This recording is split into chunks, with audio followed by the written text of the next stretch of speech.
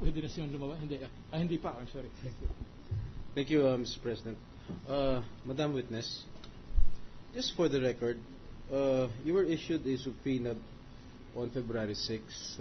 Am I correct? The first one, subpoena, sir. Yes. Yes, And sir. just for the record, pwede bang malaman kung bakit hindi kayo naka-attend nung kayo po ay pinagsubpoena nung February 6, 2012? Yeah. When we received the subpoena, I was in the head office at that time, and I got to talk to our president, Mr. Garcia, and he offered to go to the stand in my behalf.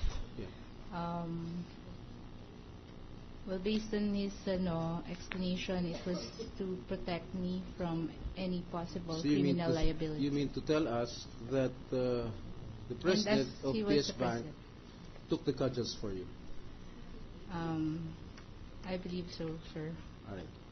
All right. Before you were promoted as bank manager, have you been a bank manager before? Before I was a bank manager of PS Bank. Yes. Yes, sir, in a different bank. Okay. Have you been assigned as an accountant or a teller or a cashier of any bank before No, you were sir. promoted as a manager? No, as Your Honor. branch manager? Never. Never. So what are your qualifications that made you qualify for the post that you are holding right now? When I joined my former bank, I joined as a management trainee. And right after the training, I was already promoted as a senior assistant manager. I was not assigned in a branch before, right after the training. I was an account officer. Where? For consumer loans. For PS Bank? In my former bank. Okay. Of Sir, course, Your Honor. you are now a branch manager. What are the duties of a bank manager?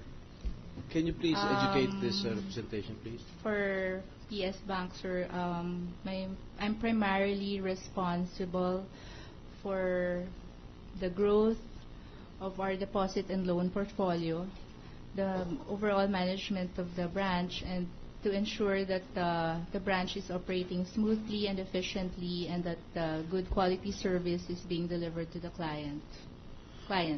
All right. Among others. What are the steps in opening a bank account?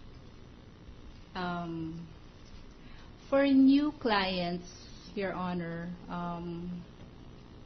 we require them to fill out our forms, and then we request them to give us their original IDs.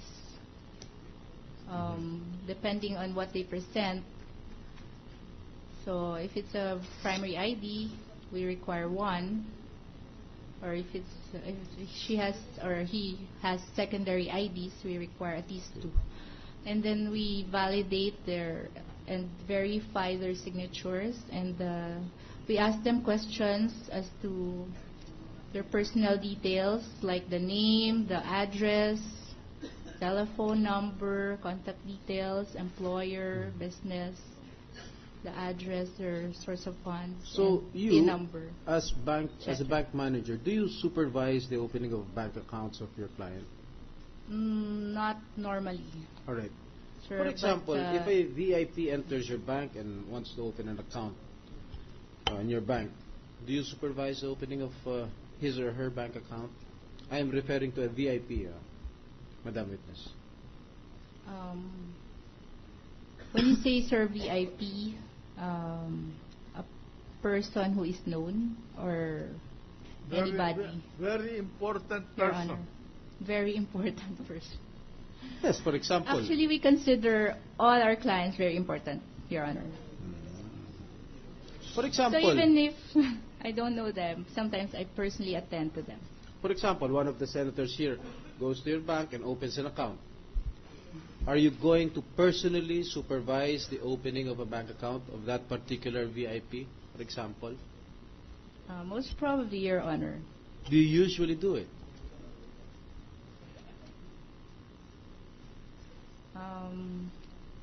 I would probably do it. All right. So I could be, Is there any introduced. difference on the way you treat a special client and an ordinary client? As I've said earlier, Your Honor, we treat everyone as valued.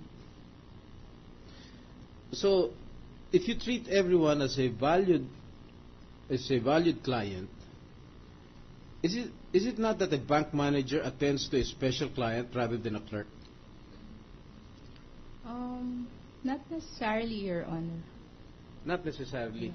Siyempre, pag alam mong VIP yung kliyente mo, pag palagay mo isang sikat na artista o mayaman na politiko, alam mo may pera. Pag pumunta yun, hindi nyo ba asikasuhin? If I'm there, Your Honor, I would assist. Excuse me? I didn't get If that. I'm in the branch, I would assist in the opening. You will assist? Yes, Your Pag VIP, pag sikat, pag alam mong merong malaki i-deposit. Even if, for as long as I'm not really that busy, I go to the new accounts section most of the time to assist them and been introduced to our clients. So pag busy even ka if they're new. at merong isang tanyag na personalidad na pumasok sa bangko nyo, hindi mo asikasuhin? I may finish what I'm doing and probably go to that person. All right. Your Honor. Okay, let's go to the the documents that are being kept in your branch.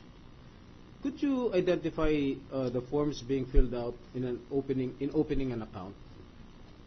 For new clients, Your Honor, they're required to fill up their information in the specimen signature card.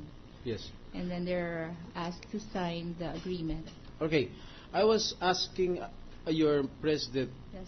last week regarding the attachment made by the prosecution with regards to the request for subpoena, and I got hold of a copy, of a Xerox copy of the customer identification and specimen signature card.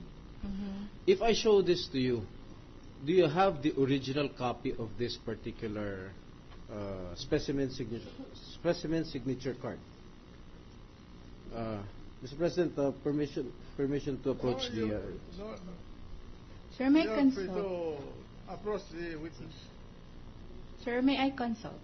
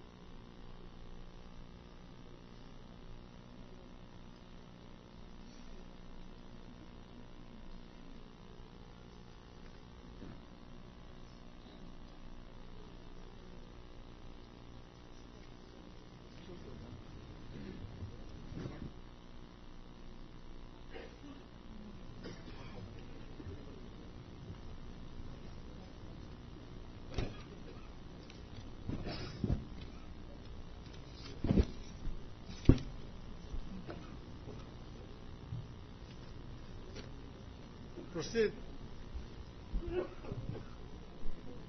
Handa na po kayo sa Yes, sir. sagot. Okay. Sagutin niyo po yung tanong ko. The question again, sir. Sorry. You know, Madam Witness, you keep on smiling. I don't know what that smile is for. It's... I'm nervous. So, I have already showed you a copy of a Xerox copy of a customer identification specimen signature card from PS Bank. Yes, sir. Can you produce the original copy of this particular specimen card? Did that come from your bank? Ayun. Galing ba ho sa bangko niyo ito? I'll just compare it, sir. Wait a minute. Counsel, ask permission of the chair to approach your client.